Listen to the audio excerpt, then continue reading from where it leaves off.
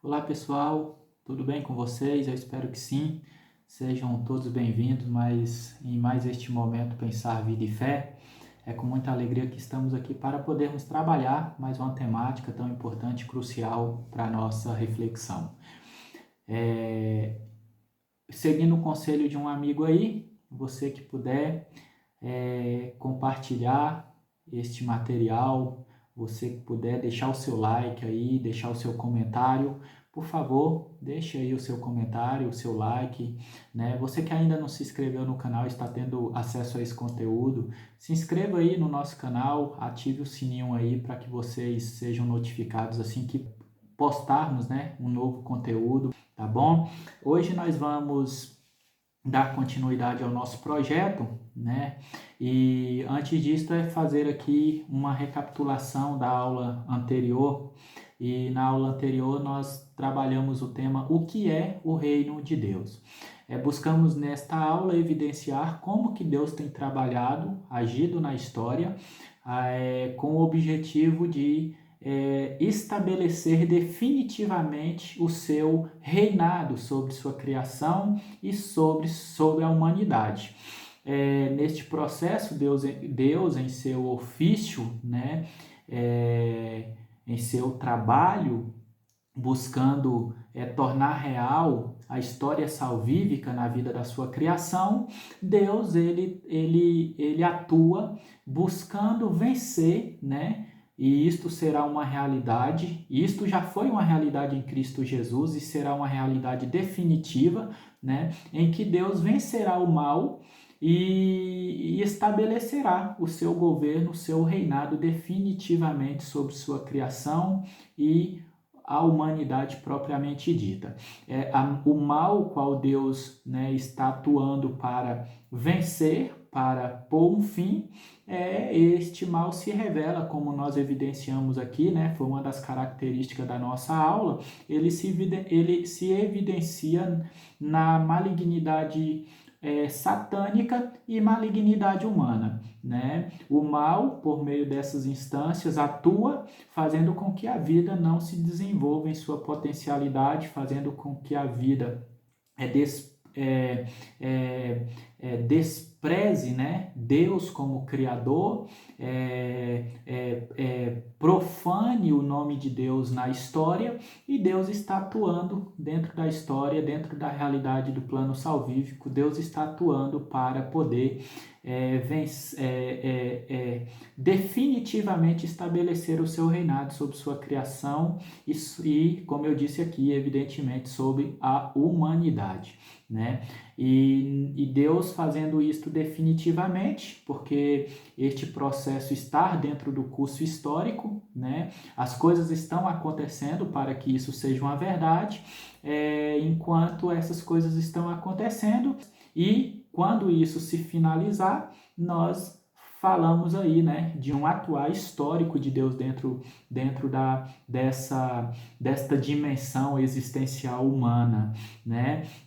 E neste sentido é que nós aqui falamos sobre o reino de Deus, tá bom? Buscamos entender o que é o reino de Deus. A aula tem maiores características, mais conteúdos que evidencia este reino de Deus. E você que ainda não assistiu, assista essa aula, e certamente o nosso intuito é contribuir para o seu crescimento, tá bom? Hoje, então, nós vamos falar sobre a salvação em Cristo e a dimensão insubstituível da graça de Deus. Este tema é tão crucial para o nosso crescimento, para a nossa reflexão, para o nosso momento, né, que chamamos aqui Momento Pensar Vida e Fé, que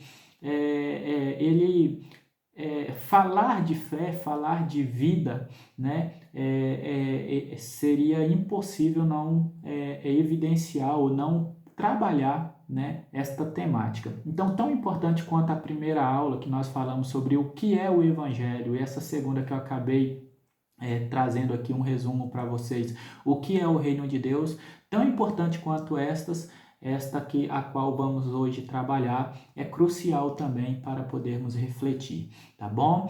Então nós vamos falar sobre a ideia da salvação em Cristo, buscando entender como que essa salvação ela evidencia o que estamos chamando aqui de graça de Deus. O conceito de salvação ele está atrelado à ideia de redenção. Quando nós vamos estudar sobre salvação, nós entendemos esse conceito de salvação a partir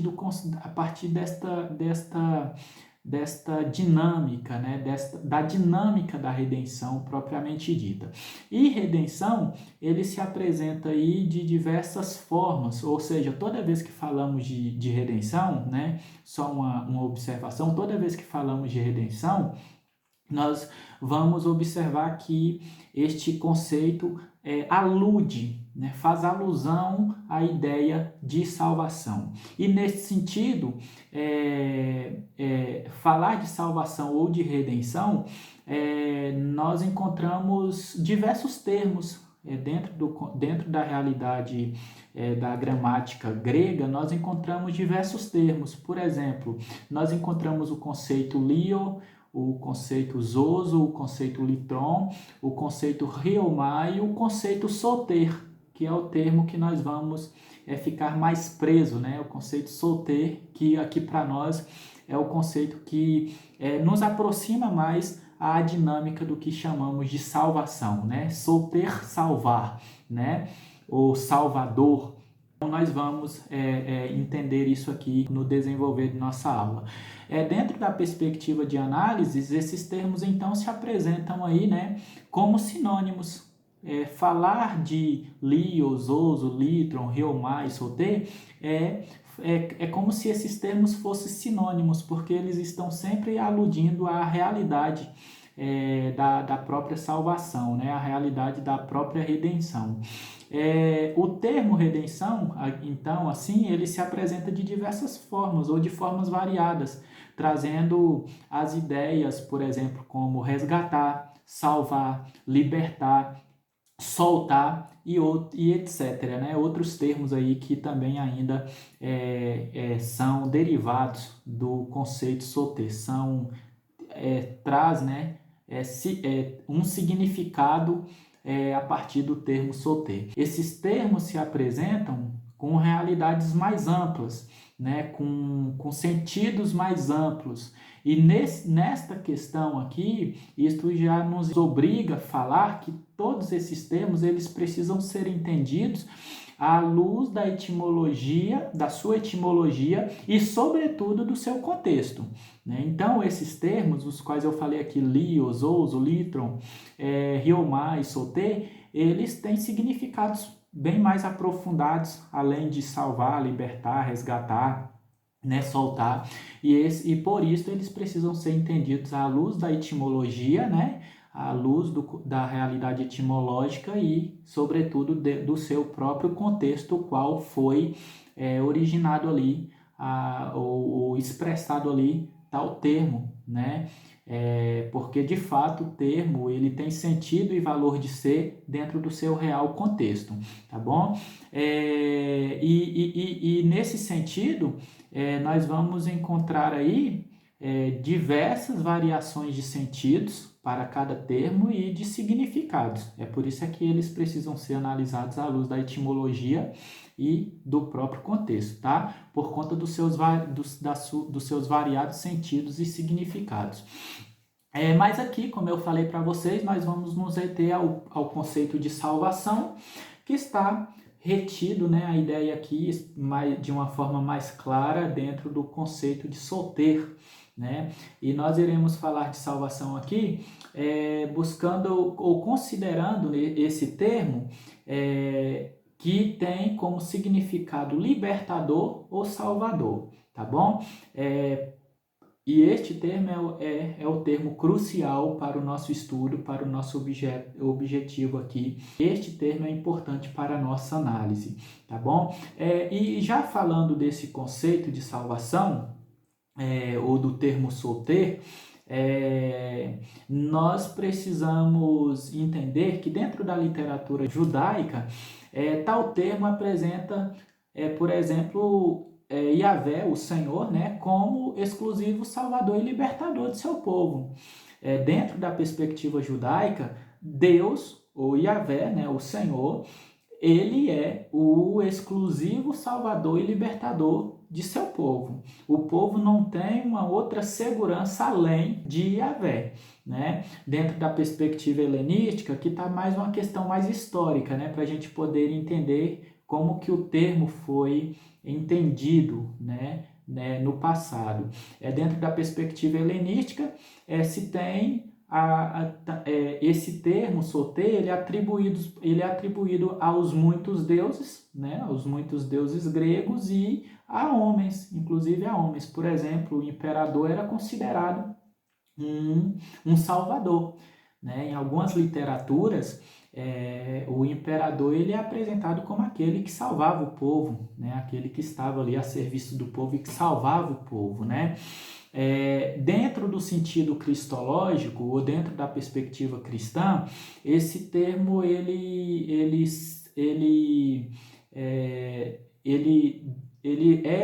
na verdade desenvolvido dentro de uma perspectiva da comunidade, mas este termo na sua dimensão cristológica, ele é uma realidade a partir do momento em que se reflete o Cristo em sua totalidade.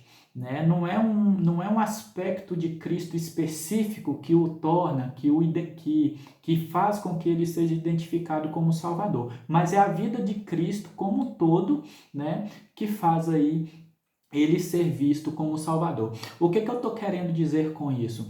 É que a história da salvação é uma realidade realizada na história do Cristo, na vida do Cristo. O Jesus ser visto como Salvador, isto abarca toda a vida de Jesus, né? Sua maneira de relacionar, sua maneira a maneira como ele foi tratado, né? A morte dele, a ressurreição e, sobretudo, sua ascensão à luz da promessa de retorno, né? Ou seja, falar de Jesus como Salvador é possível a partir do momento que se vê toda essa totalidade, né, histórica de vida de Jesus. Né? E é nesse contexto que a tradição cristã atribui a Jesus, né, este título. Ele é o Salvador.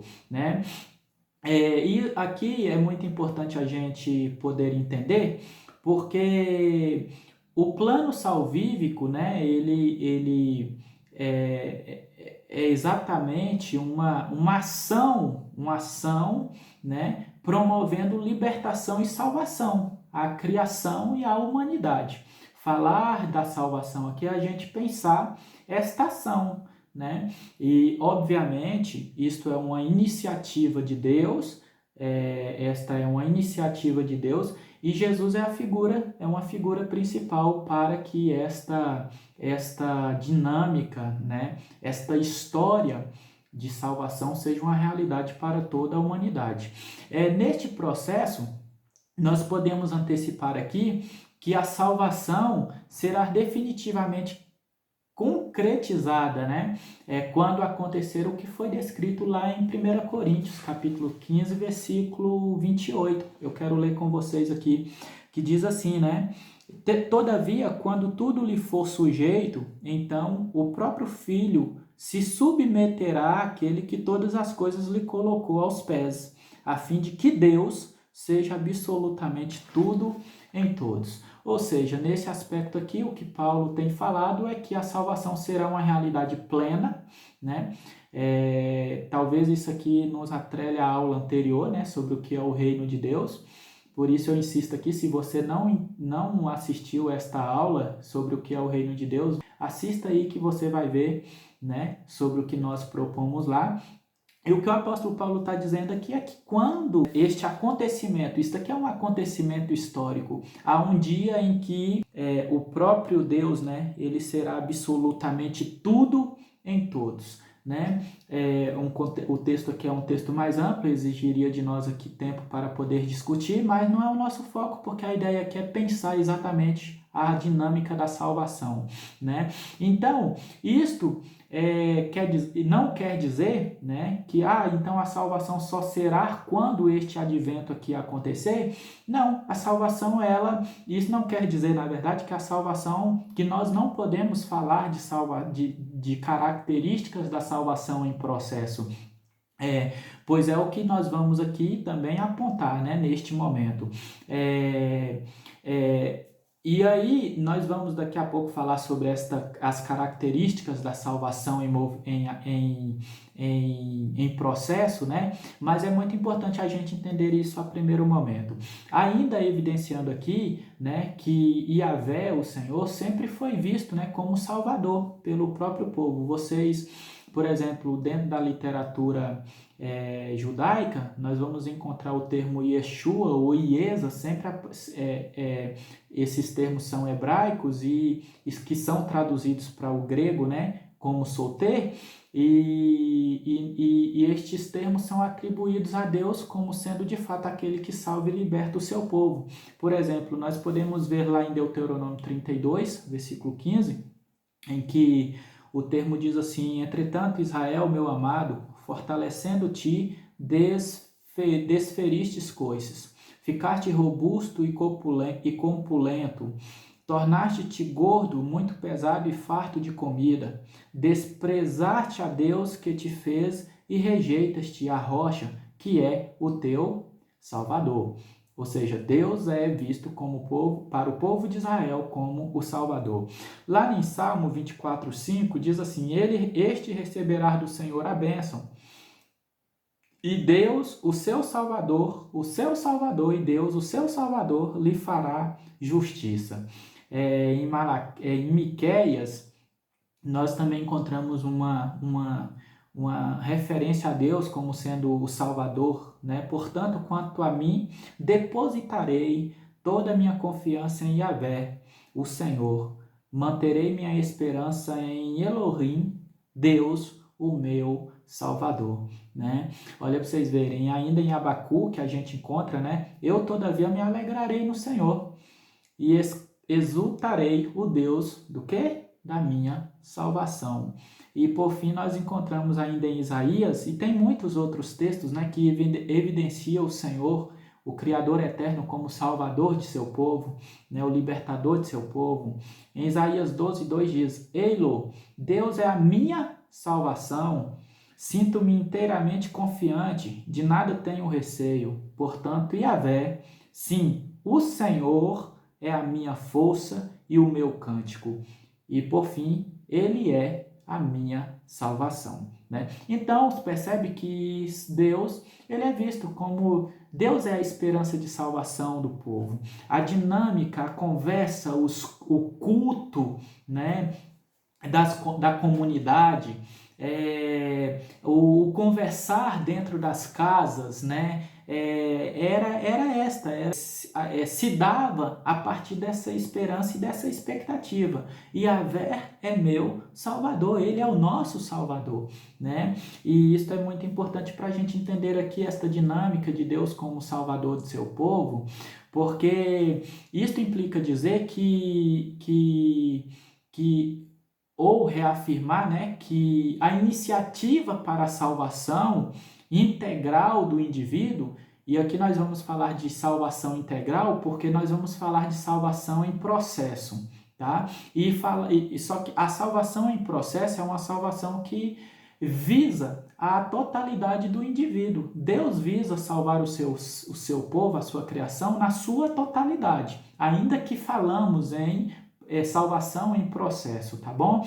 E esta iniciativa de salvação integral do homem na sua totalidade é uma iniciativa puramente divina. Deus age na história, Deus atua na história, Deus se movimenta na história para salvar o seu povo. Isso é o projeto de Deus, esta é a ação de Deus, este é o foco de Deus, né? E aqui é muito importante porque, de outro modo, todos nós estaríamos perdidos, todos nós estávamos mortos, né, em nossos pecados, né? É Deus quem age para nos salvar, né? Daqui a pouco nós vamos ver outras características mais peculiares deste conceito, né, de salvação. E aí, a era da salvação é um novo tempo projetado por Deus, ou seja, se a salvação é uma iniciativa puramente divina, então chegou-se a era da salvação para a humanidade.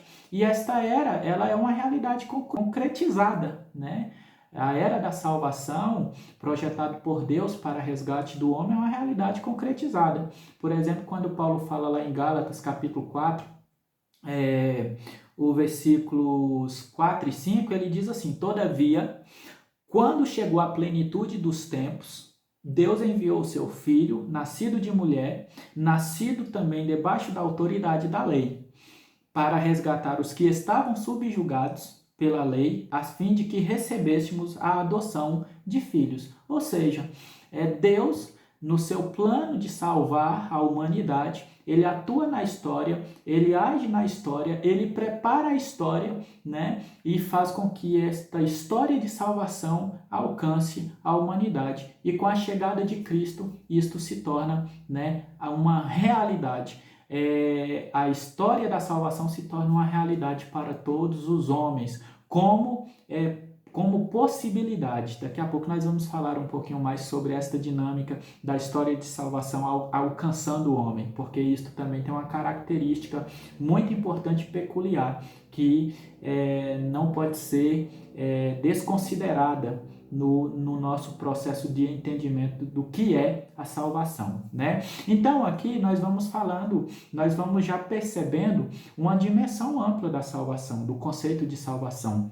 Você percebe que Deus é visto como Salvador, ele atua, ele age na história, ele movimenta-se na história para resgatar a sua criação, e nesse processo Deus, ele prepara a história para que isso seja uma realidade real, verdadeira e plena, né? E assim nós vamos vendo, né, que a salvação ela vai se tornando uma realidade real, verdadeira, ampla, à medida que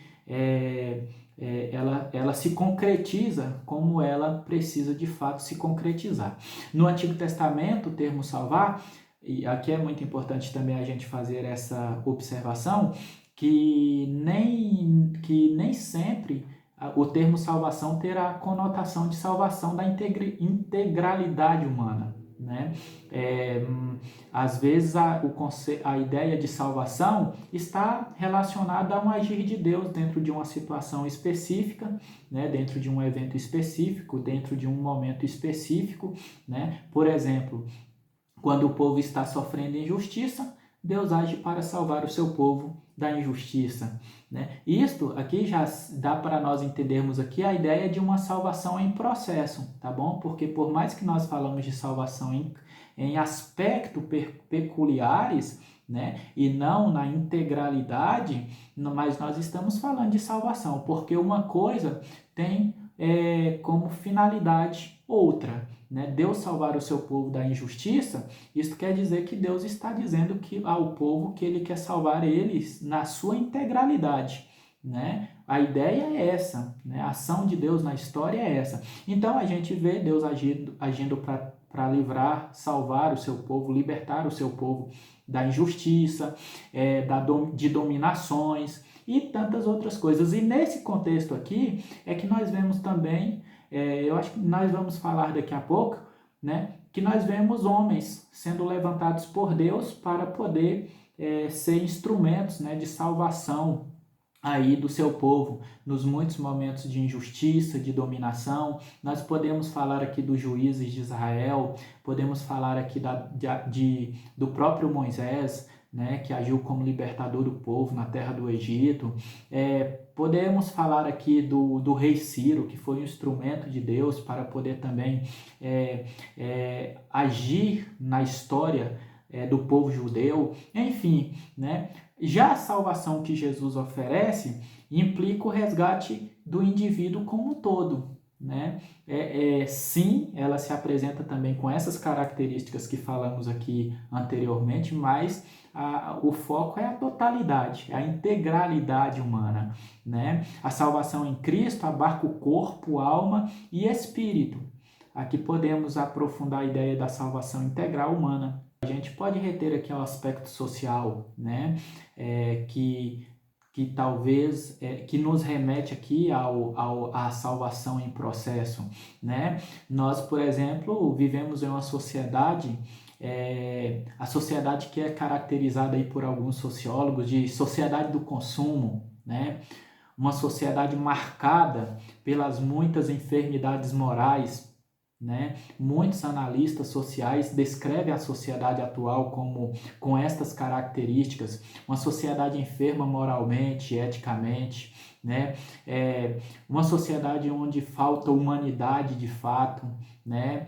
Uma sociedade em que as relações são relações de interesses e não relações da vida pela vida, né? Não relações de porque o outro é o meu irmão realmente, porque o outro é criação de Deus, é imagem e semelhança do meu Criador, assim como eu, né? Então, uma sociedade aí, poderíamos falar aqui, né? Uma sociedade dominada pela injustiça, uma sociedade marcada pela desigualdade, né? Pela, pela, pela o prevalecer do mal, como nós falamos na aula anterior, né? A insegurança, uma sociedade em que a insegurança, o medo, a negação de si mesmo, né, por parte do homem, enquanto sujeito, é uma realidade. O humano sendo condicionado como refúgio em nome dos interesses, né?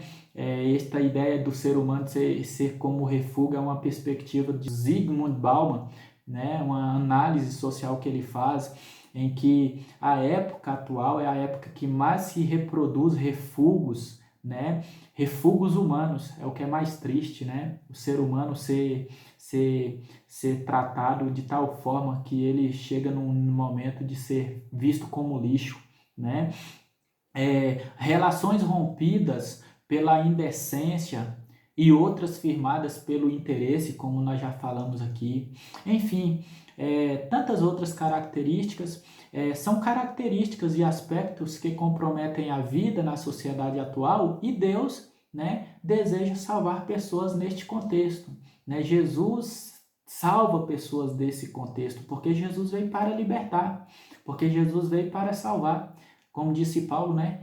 Foi para a liberdade que Cristo vos libertou, né? É se libertar de todas essas coisas mesmo, né? A salvação em processo é isso sim, e a gente não pode negar, né? É neste contexto que precisamos também entender a dimensão do que implica a salvação oferecida por Deus em Cristo, né? A todos. Ou seja, sempre que os homens por sua própria vontade ou por sua própria culpa, né? Ou através de algum poder superior, ficam submetidos ao controle de outra pessoa ou qualquer instância sistêmica, ficam dominados, né? Escravizados e perdem sua liberdade para implementar a sua vontade, as suas decisões. E quando suas próprias forças ou seus próprios recursos são inadequados para enfrentar aquilo que lhes escravizou e lhes dominam, podem obter uma nova liberdade, somente pode obter uma nova liberdade mediante a intervenção de um terceiro, e nesse caso é só Deus. Só Deus pode nos libertar em tal situação, né? Neste caso, só a salvação que provém de Cristo, né? Somente Jesus pode nos libertar, nos salvar, né, destas e tantas outras situações. Tudo bem? Este conceito de salvação aqui ainda nos lembra da ação divina aos muitos perigos que cercam e ameaçam a vida, né? Assim sendo, a salvação é uma dinâmica que abarca a totalidade existencial humana, né? Nós falamos aqui de umas características sociais, mas tem outras, né? Nós poderíamos falar aqui de características mais peculiares relacionadas à espiritualidade, falar de características mais específicas, há próprios conceitos de uma forma mais aprofundada, questões morais, questões éticas, né? Porque a salvação é uma realidade em que quando a vida, né, está em perigo, Deus age para poder livrar a vida, né, do perigo, porque Ele é o autor da vida, né? É Ele que é o principal mentor e preocupado, né, para que a vida de fato seja vivida dentro do real sentido que Ele projetou, tá bom?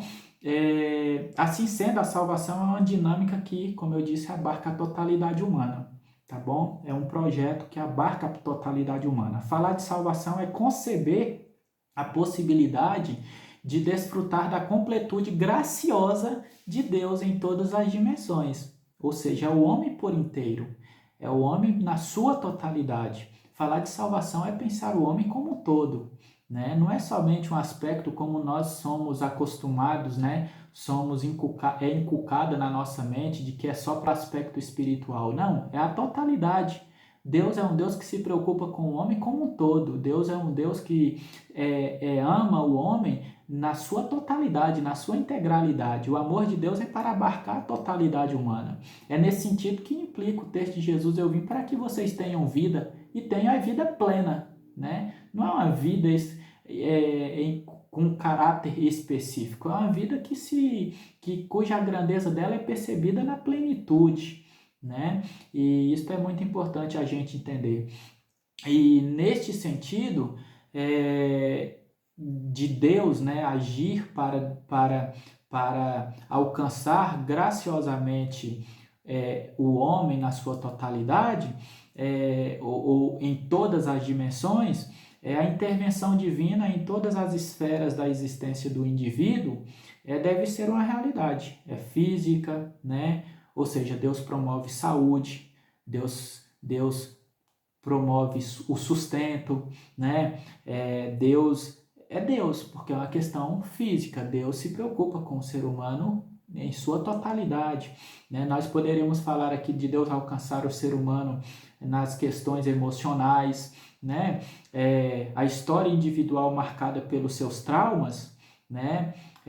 Pelas suas decepções, pelos medos. Deus deseja alcançar esse indivíduo nesta realidade, né? Espirituais, as dominações demoníacas são vencidas por Deus, né? A vida não mais dominada ou entregue ao pecado. Deus deseja alcançar esse indivíduo nesta dimensão também, né?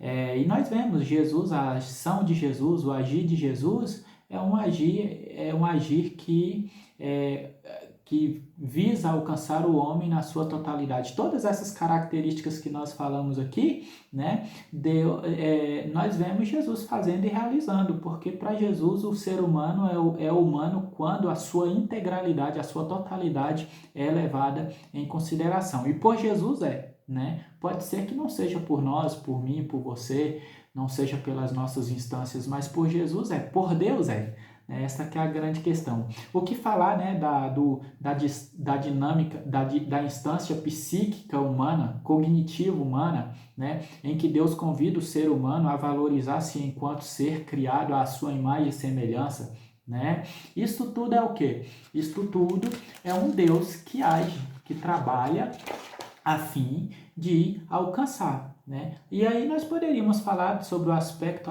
da eternidade, né? Que também está atrelado à dinâmica da espiritualidade, né? Refletindo aqui que Deus deseja salvar o ser humano para que este desfrute de uma vida real, plena e eterna, né? E talvez este é o principal o principal foco, né, de todo o processo da salvação, que o homem viva e viva plenamente, tá bom? E neste sentido que as escrituras apresentam Yahvé como libertador e salvador de seu povo, né? A gente pode ler lá em Salmo 72, os versículos 4 e e os versículos 4 e 13, que o salmista ele diz assim, ó, que faça resplandecer o direito dos oprimidos e salve os filhos dos pobres e esmague o opressor. Né? Salve os filhos dos pobres e esmague o opressor. O versículo 13, ele tem compaixão dos enfraquecidos e dos humildes e salva os da morte.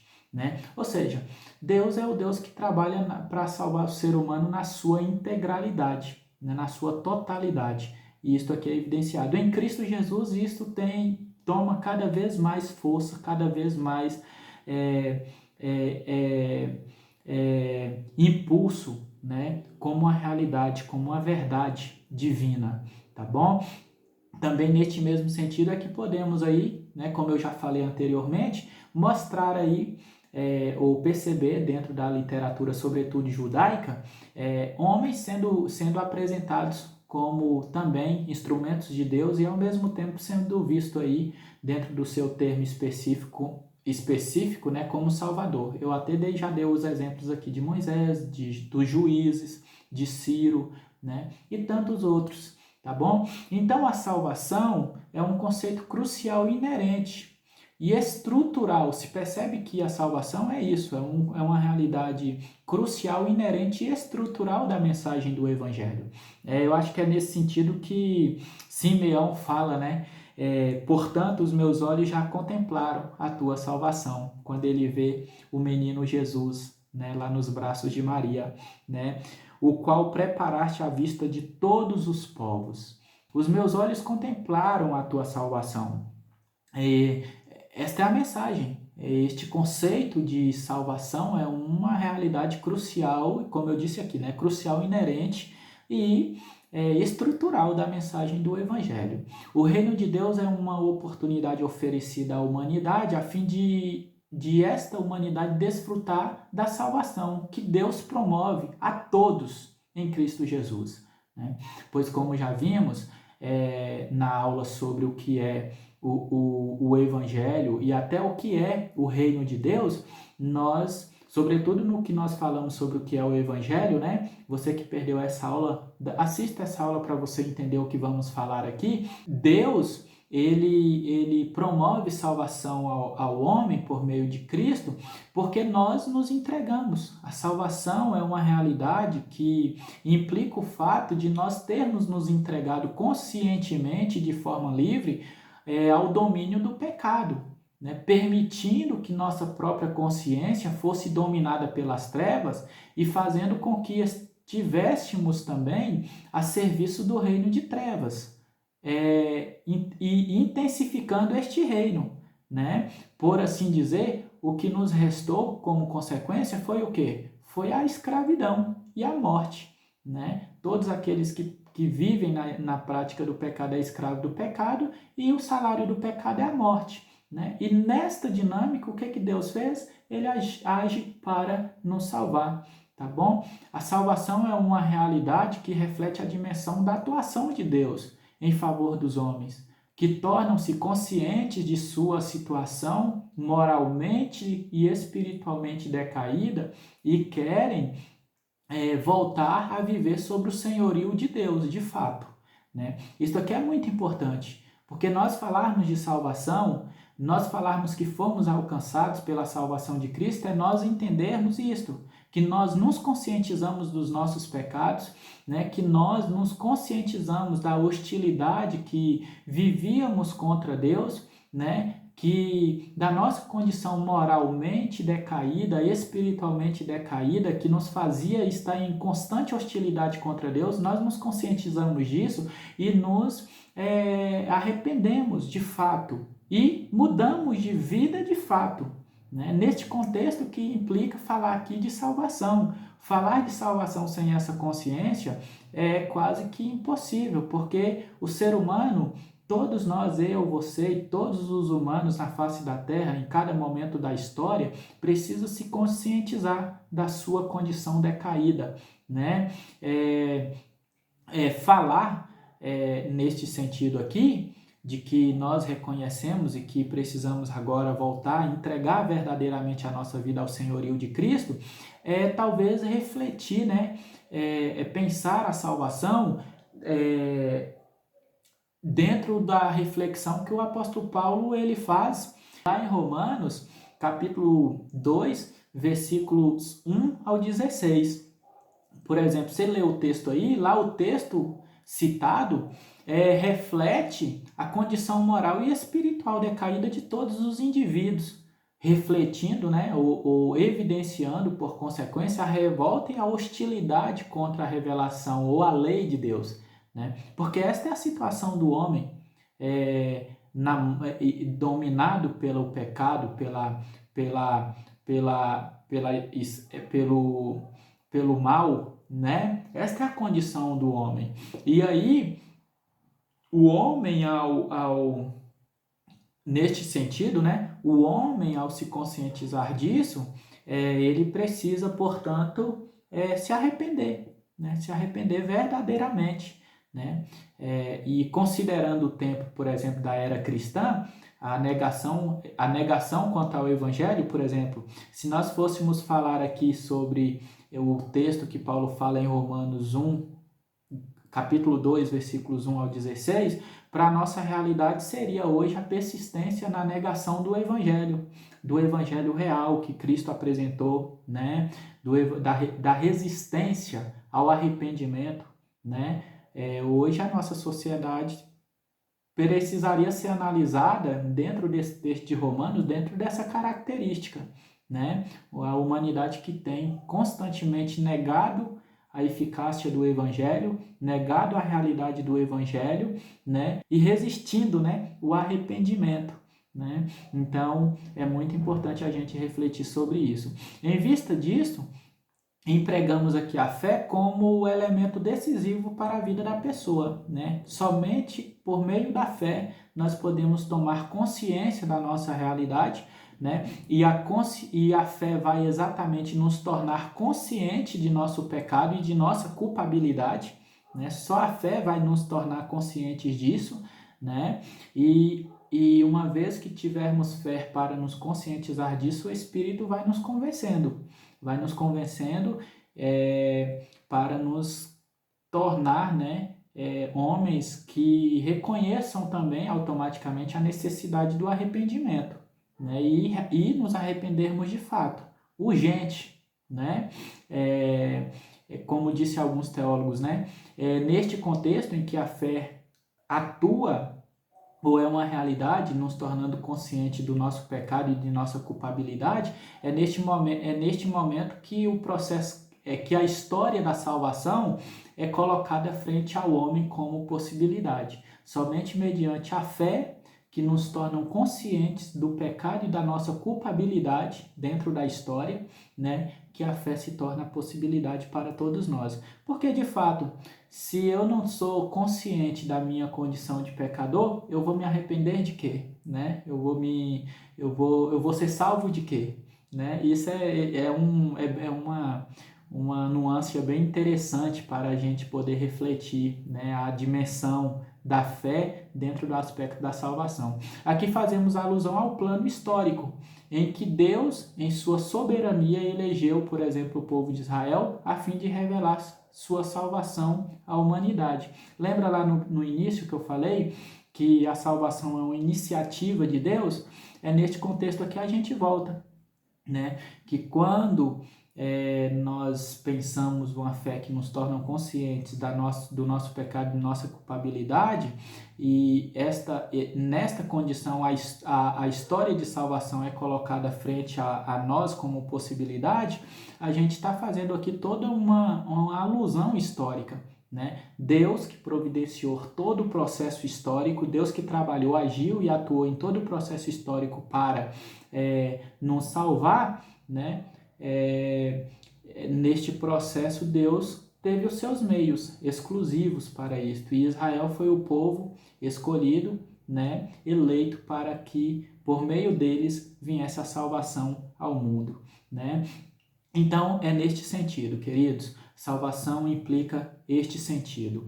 E por fim, aqui, falar de salvação nesta dimensão, nesta realidade, a gente pensa que o caráter, a essência e o caráter insubstituível da graça de Deus, tá bom? A salvação, você percebe que nós falamos de salvação aqui, e por nós mesmos é impossível nós sermos salvos, né? Os nossos esforços, de fato, são inúteis para nos salvar diante da seriedade do que implica, né, a salvação. Né? A salvação está implicada ao convite de o homem, de homens e mulheres, na verdade, serem em Cristo nova criatura. Né? E tornar-se cristão é ser salvo. Tornar-se cristão é ser salvo. Porque quem se tornou cristão é imitador de Cristo, está vivendo a vida agradável a Deus. E nesse sentido, este indivíduo está salvo. Né? Neste processo, ser salvo é conhecer a verdade e ser libertado ou libertada dos poderes da morte e do pecado. Né? Porque salvação implica isso também. Né? É um convite de Deus aos seus filhos para chegar ao conhecimento da verdade. Lá em 1 Timóteo, né, 2,4, Paulo fala assim, né, o qual deseja que todas as pessoas sejam salvas e cheguem ao pleno conhecimento da verdade. Esse é o projeto de Deus. Nisto implica a salvação, que todos conheçam a verdade, que todos conheçam Jesus verdadeiramente, que todos conheçam o Evangelho como o Evangelho é, porque somente a verdade liberta, somente a verdade traz salvação e mais nada. Né? Ser cristão é conhecer a Deus, é conhecer a verdade, né? Pois Jesus nos mostrou quem é Deus. Este é um termo muito fenomenal para a dinâmica da fé. Quando João diz, olha, ninguém nunca viu Deus, mas Jesus nos mostrou quem é Deus. Jesus nos mostrou a verdade. Em Jesus a verdade foi revelada, né? Esta expressão é a máxima da nossa conduta, ou deveria ser a máxima de nossa conduta e da nossa convicção de fé, né? De todos aqueles que são verdadeiramente discípulos de Jesus. Então é muito importante. Aqui é importante percebermos que a ideia de salvação está relacionada ao livramento do pecado que nos condiciona à morte, né? Jesus não só nos livra das muitas prisões e correntes que podemos nos encontrar, ou que somos condicionados, mas é poderoso a livrar-nos do poder do pecado e de seu salário, que é a morte, o qual não podemos nos salvar por nós mesmos. Salvação só Jesus pode nos oferecer e mais ninguém. Nisto consiste a grandeza da graça revelada em Cristo Jesus, porque Jesus venceu a morte, né? Como diz lá em Atos, né? Atos capítulo 2, versículos 23 ao 24. Depois vocês podem ler o texto aí. Este homem vos foi entregue por propósito determinado e pré-conhecimento de Deus, mas vós, com a cooperação de homens perversos, o assassinaram pregando-o numa cruz. Contudo, Deus o ressuscitou dos mortos, rompendo os laços da morte, porque é impossível que a morte o retivesse.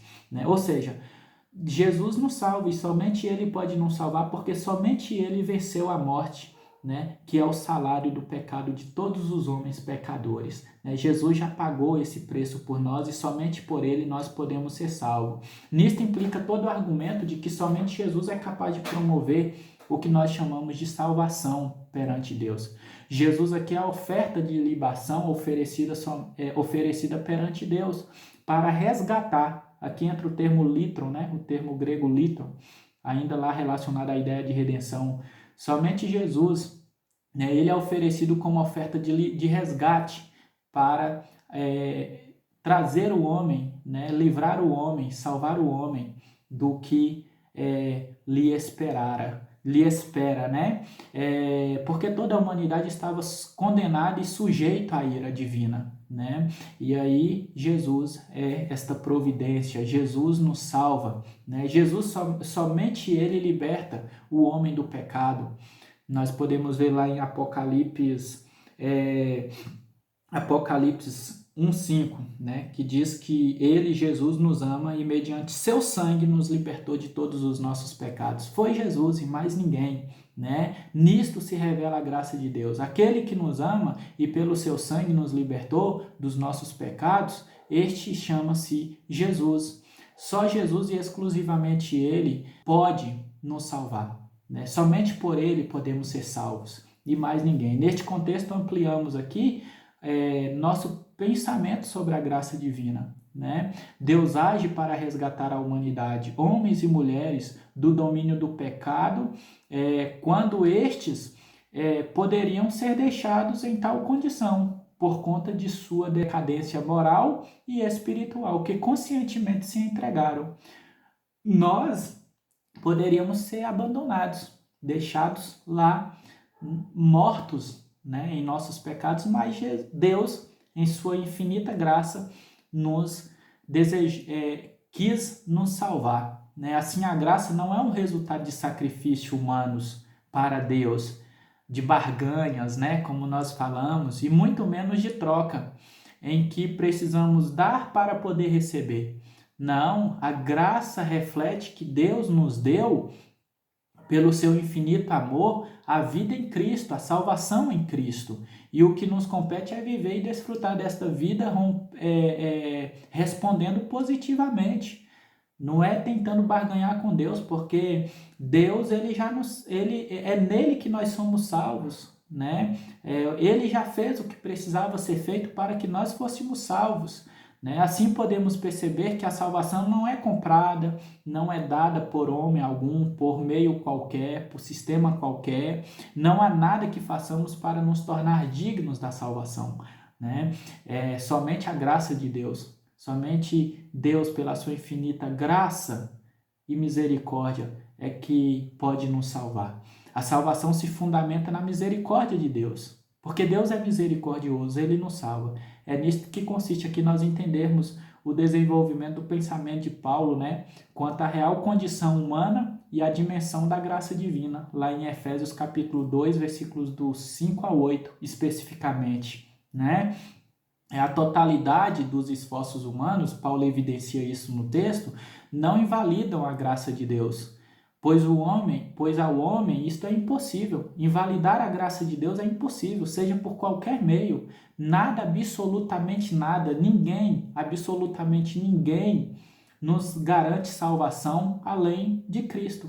É só Jesus que nos salva pela graça de Deus, né? Só a graça de Deus nos alcança. Só a graça de Deus nos é uma realidade para a salvação, né? A graça de Deus é insubstituível, né? Ao homem, todo esforço, toda tentativa de substituir a graça de Deus são esforços e tentativas fadadas ao fracasso e à morte, né? Porque é negar a graça de Deus. Uma vez que somente Cristo pode nos salvar. Por meio de